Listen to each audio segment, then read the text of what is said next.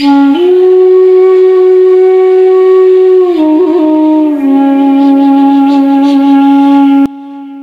जी, तो कल हमने जो भी बातें की और जो भी हम पढ़ रहे हैं तो उसका तो रिप्लाई तो नहीं आ रहा है। चलो अच्छी है, नहीं आ रही है तो आगे भी आए या ना आए भगवान की मर्जी है ना मर्जी, उनकी मर्जी सब चलती है। तो चलो इस श्लोक 42 में पढ़ेंगे कि क्या पढ़ेंगे? अरे पढ़ेंगे तभी तो पता चलेगा। चलो पढ़ते हैं ज़्यादा विलम्ब न करते हुए। राधे राधे बोलो। राधे राधे राधे राधे। चलो जपा करो राधे राधे ना। चलो श्लोक 42 पढ़ते हैं और चलो समझेंगे इसको। इंद्रियाणि परायाहुरिन्द्रिये भया परम मनः मनस्सस्तु परबुद्धिर्यो बुधे परतस्तु सह। राधे राधे। चलो समझते हैं। हाँ तो आ जाओ हम इस श्लोक को अच्छे से समझें। अब समझाएंगे इसमें अर्जुन को कि इंद्रिया बड़ है या मतलब जैसे कि इंद्रिया की क्या हमारी शरीर में भूमिका है। आप लोगों को पता है कि हमारे शरीर में इंद्रिया की क्या भूमिका है? पता तो होगा ही, इतना ही हम पढ़ लिए हैं इसमें भी थोड़ा बहुत पता चल जाएगा। देखो, जो इंद्रिया काम के कार्यकलापों में विभिन्न द्वार हैं।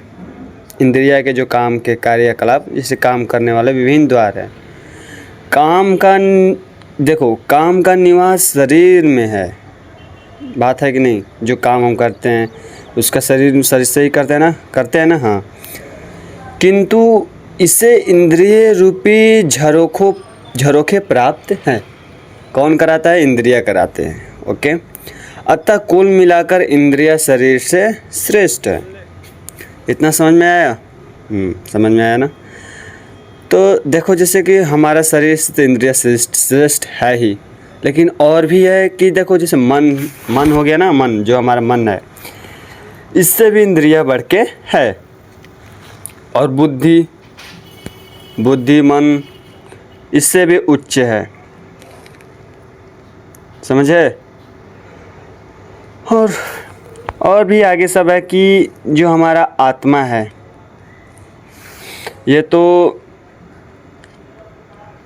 जैसे कि यदि हम मानते हैं कि आत्मा प्रत्यक्ष रूप से परमात्मा में रत रहे तो अन्य सारे अधीनस्य यथ बुद्धि मन तथा इंद्रिया स्वतः रत हो जाएंगे। कठोपनिषद में एक ऐसा ही अंश है जिसमें कहा गया है कि इंद्रिय विषय इंद्रियों से श्रेष्ठ हैं और मन इंद्रिय विषयों से श्रेष्ठ है। समझे कि नहीं समझे?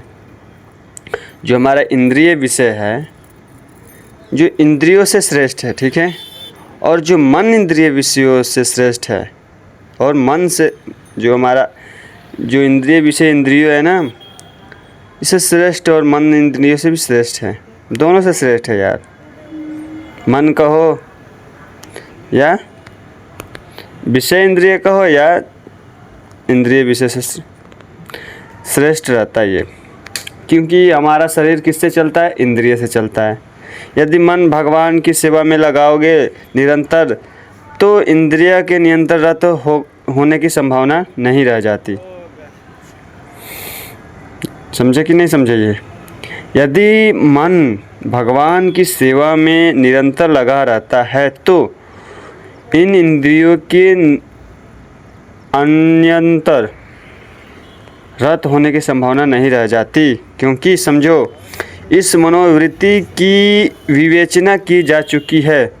परम दृष्टवा निर्वर्ते यदि मन भगवान के दिव्य सेवा में लगा रहे तो उच्च विषयों में उसके लग पाने की संभावना नहीं रह जाती। कठोपनिषद में आत्मा को महान कहा जाता है अतः आत्मा इंद्रिय विषयों इंद्रियों मन तथा बुद्धि मन इन सब के ऊपर हैं। भाई आत्मा तो है, बिना आत्मा का शरीर चलेगा नहीं, इतना तो समझ लो। अतः सारी समस्या का हल है कि आत्मा के स्वरूप को प्रत्यक्ष समझा जाए। समझे। इंद्रिया और जो हमारे आत्मा, इंद्रिया तो सबसे श्रेष्ठ है ही कभी कभी आत्मा को भी वो कर देती है, अपने काबू में कर देती है कि नहीं कर देती है।